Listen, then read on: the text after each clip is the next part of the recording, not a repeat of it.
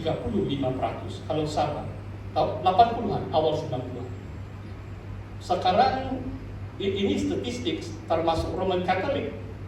Kalau Injili saya rasa kita tidak sampai 10%. Sabah sekarang semakin sedikit kalau peratusannya. Mungkin saudara terkejut.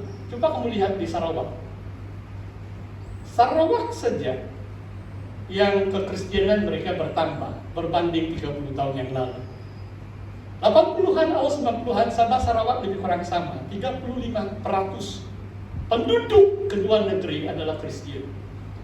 Jadi persoalannya adalah kenapa? Kenapa semakin kurang peratusan orang Kristen di Sabah, sedangkan di Sarawak ada perkembangan yang baik? Dan bagian kedua khotbah mungkin akan menjawab soalan itu. Saya pikir sedih juga saya mau katakan bahwa saya berkatakan keadaan gereja di Sabah lemah. Banyak fakta, mungkin ada baik kalau orang buat tesis, master atau doktor, mereka mau menyelidiki kenapa kekristenan Sabah menurun tapi Sarawak naik. Nah, itu satu tema topik tesis teologi ataupun di University Awal. Saudara, ini untuk renungan kita bersama sempena Hari Malaysia. Dan 9 tahun yang lalu saya di Ranau, saya pasal sidang di SIB Muhibah, genap 15 hari bulan. Dan bersama SIB Pekan Ranau kami menganjurkan doa semalam suntuk. Kali yang pertama terakhir dari jam 8.30 sampai 6.30 pagi. Saya tidak pernah menyertai doa semalam suntuk. Tahun ini terlambat sudah, tahun depan boleh kita mau coba. Wah, jam 3 pagi saya mengantuk. Tapi kami buat yang setiap jam ada 5 menit rehat. Begitu. Ada kopi-kopi, ada makan biskuit. Saudara tahu 334 orang hadir dari 15 gereja seluruh kawasan Ranau, SIB, 15 gereja SIB. Hanya 2 gereja yang menganjur. Saya pikir ini doa semalam suntuk, kalau dapat 100 orang syukur sudah. Dan 200 lebih orang bertahan. Memang ada pelan-pelan orang pulang juga lah kan yang tidak bertahan. Dan saya pikir sangat penting kita selalu mendoakan negara. Saya masih ingat waktu 2015 itu case MDB semakin hangat. Dan kami berdoa supaya ada keadilan. Tidak kira darjat kedudukan orang yang melakukan itu, supaya keadilan itu. Saya percaya Tuhan menjawab doa. Sehingga hari ini kita lihat terbuktinya ada keadilan juga. Di dunia pun ada keadilan. Bagi orang yang melakukan kesalahan ada keadilan, maksudnya penghakiman dan hukuman yang setimpal dengan perbuatan mereka. Saudara, kalau soal membangun jemaah, sekarang bagian yang kedua, saudara. Tadi saya sebut ada 2 dokumen. Kalau negara Malaysia itu Perlembagaan Persekutuan Malaysia dan juga rukun negara, itu lebih kurang 2 dasar utama lah kalau untuk pembangunan sebuah bangsa dan negara. Kalau soal jemaah, kita juga ada satu hukum, bukan juga hukum, tapi Tuhan bagi kita Alkitab kan? Tuhan bagi kita Alkitab, khususnya kitab-kitab Perjanjian Baru, ada 27 kitab dan surat. Dan hari ini saya mau berkongsi dengan saudara beberapa ajaran asas. Gereja harus mematuhinya. Gereja harus bangkit supaya kita tidak semakin menurun peratusan kita atau merosot peratusan kita secara bilangan atau jumlah bilangan di negeri Sabah berbanding Sarawak. Kalau Sarawak boleh, kenapa Sabah tidak boleh? Kenapa kita semakin mundur? Gereja di Sabah semakin mundur. Mungkin saya bacakan ini firman Tuhan, saudara. dalam Matius 5. Mari kita baca Matius 5. Panjang juga ini ayat. Matius 5 ayat 1. Ketika Yesus melihat orang banyak itu, naiklah ia ke atas bukit, dan setelah ia duduk, datanglah murid-muridnya kepadanya. Injil Matius bab yang kelima ayat 1. Ini khotbah Yesus di atas bukit, famous. So inilah dasar kekristenan, khotbah di atas bukit. Dari Injil Matius, Injil yang pertama, buku yang pertama, kitab yang pertama di dalam kitab Perjanjian Baru. Wah, luar biasa. Dari bab 5 sampai bab 7 adalah disebut khotbah di atas bukit. Hari ini saya baca 16 ayat. Saya uraikan beberapa saja. Ayat yang kedua. Maka Yesus pun mulai berbicara dan mengajar mereka, katanya, berbahagialah orang yang miskin di hadapan Allah, karena merekalah yang mempunyai kerajaan surga. Ada 9 ucapan bahagia. Saya mau terangkan perkataan bahagia di sini adalah makarios dalam bahasa Yunani, makarios. Kalau bahasa English, a person who is favored by God. Orang yang diperkenankan Allah. Dialah yang diperkenankan Tuhan. Makarios, diberkati. Nah, di sini bahagia oke juga itu. Lebih kurang tepat juga. Sebab bukan senang untuk mencari perkataan, menerjemahkan bahasa aslinya. Jadi dalam permulaan khotbah di bukit, inilah hukum-hukum Kristus. Inilah dasar, dokumen dasar kita sebagai gereja Tuhan. Bangsa negara pun ada dokumen.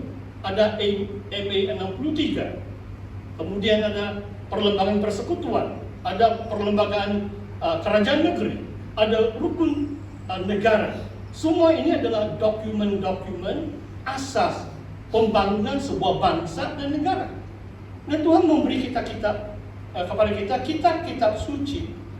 Yang kedua, berbahagialah orang yang berduka cita, ayat 4, karena mereka akan dihibur.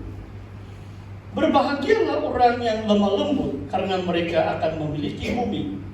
Berbahagialah orang yang lapar dan haus akan kebenaran, karena mereka akan dipuaskan. Berbahagialah orang yang murah hatinya, karena mereka beroleh kemurahan.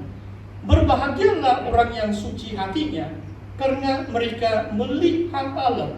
Berbahagialah orang yang membawa damai, karena mereka akan disebut anak-anak Allah. Ayat 10. Berbahagialah orang yang dianiaya oleh sebab kebenaran, karena merekalah yang punya kerajaan surga. Berbahagialah kamu jika karena aku kamu dicela dan dianiaya, dan kepadamu difitnahkan segala yang jahat. Bersukacita dan bergembiralah, karena upahmu besar di surga. Sebab demikian juga telah dianiaya nabi-nabi sebelum kamu. Ayat 13. Kamu adalah garam dunia. Jika garam itu menjadi tawar, dengan apakah ia diasinkan? Tidak ada lagi gunanya selain dibuang dan diinjak orang. Kamu adalah terang dunia. Kota yang terletak di atas gunung tidak mungkin tersembunyi. Lagi pula orang yang tidak menyalakan pelita lalu meletakkannya di bawah gantang, melainkan di atas kaki dia, sehingga menerangi semua orang di dalam rumah itu. Demikianlah hendaknya terangmu bercahaya di depan orang, supaya mereka melihat perbuatanmu yang baik dan memuliakan Bapakmu yang di sorga. Saudara, kalau jemaat Tuhan, anak-anak Tuhan, atau umat yang disebut Kristen, kalau kita menghayati ini, perwatakan dan karakter kita seturut dengan apa yang Yesus katakan ini, 9 ucapan bahagia ini, dan fungsi peranan gereja sebagai garam dan terang dunia ini, pasti gereja akan bangkit. Pasti kita tidak akan menurun jumlah bilangan kita, tetapi kita akan dapat menjangkau bangsa-bangsa di negeri kita, di negara kita. Saudara, mari kita lihat secara ringkas 9 ucapan bahagia ini. Miskin dalam rohnya. Kalau saudara perhatikan 9 ucapan bahagia, kebanyakan berbicara tentang sikap hati. It is the matter of the heart. Amat penting saudara, kekristenan bukan luaran, bukan peraturan manusiawi, bukan bangunan gedung gereja yang canggih, tetapi hati orang percaya yang telah dirubah oleh kasih Tuhan. Kalau sekarang saya tanya saudara, kamu yakinkah Pastor Tony miskin dalam rohnya? Susah kamu beri jawaban. Sebenarnya hanya Tuhan yang melihat dalam hati. Waktu 7 abang si Daud berdiri di hadapan Nabi Samuel. Yang pertama, yang kedua, Samuel itu nabi, dia utusan Tuhan, dia hamba Allah. Tetapi Samuel pun buat silap. Dia bilang, oh pasti ini sebab dia segar, dia tambahan, dia tinggi. Abang Daud. Tapi Tuhan bicara dengan Samuel. Dia katakan manusia lihat secara luaran, tetapi Tuhan melihat dalam hati. Tuhan melihat dalam hati. Miskin dalam roh maksudnya saudara, kita tahu dalam diri kita tiada apa-apa yang baik. Kita orang berdosa. Kita tahu kita sebenarnya hidup kita mengandalkan Tuhan. Beberapa bulan yang lalu tiba-tiba saya jatuh sakit. Bila kamu sakit, kamu tahu lah kan, manusia ini sangat lemah ini. Bangun pun tidak boleh, merayu dengan istri, oh, darling buat saya bubur, beli saya Panadol dulu. Tidaklah istri saya ada di sini, nanti dia marah dengan saya. Tapi kalau tidak sakit, kadang-kadang kita lupa. 3 tahun lebih sebelum pandemik sampai akhir pandemik, langsung saya tidak sakit. Itu luar biasa. Di Ranau saya sakit 3 kali dalam tahun pertama. Di MTS pun saya sakit. Banyak kali saya sakit karena flu lah, pening lah, demam lah, batuk lah. Tapi 3 tahun saya tidak makan 1 biji Panadol pun. Sebab itu kuasa Tuhan dinyatakan. Waktu pandemi, orang begitu takut COVID, tapi saya lebih takut kepada Tuhan Yesus Kristus. Saudara, miskin dalam roh adalah maksudnya kita mengandalkan Tuhan. Kita tahu kita ini tidak memiliki apa-apapun di dunia ini. Harta pun boleh lenyap satu saat seperti Ayub kan? Tiada yang kita miliki di dunia ini. Tuhan Yesus tersalib di atas kayu salib. Jubahnya yang terakhir pun dibagi-bagi oleh askar Romawi kan. Yesus tidak ada apa? Anak manusia tidak ada tempat untuk meletakkan kepalanya. Jadi saya pengikut Kristus, saya syukurlah segala berkat Tuhan, tapi saya tidak terikat. Kalau Tuhan suruh saya jual kereta, saya jual saja. Tidak ada masalah, sebab saya tidak terikat dengan harta. Miskin dalam roh. Poor in spirit. Yang kedua saudara, yang berduka cita. Mungkin perkataan berduka cita lain sedikit, itulah saya terjemah merata. Sebab takut nanti kamu menangis saja itu. Salah tafsir. Kalau kita mau bersuka cita bahkan. Blessed are the mourn. Kenapa berduka cita? Atau meratap? Sebab dosa-dosa di dunia. Mungkin kita lihat dalam hati kita pun kan, kelemahan kita. Jadi kita meratapi keadaan kekudusan kita, kesucian kita tidak seberapa. Jadi kita meratapi itu. Kita lihat orang lain juga kan. Kadang-kadang kita pikir mereka kawan, kemudian jadi lawan. Bagus pun jadi lawan, jadi pengkhianat, ditikam 1000 kali. Luar biasa. Haleluya. Jadi kita meratapi itu. So, dosa yang ada di dunia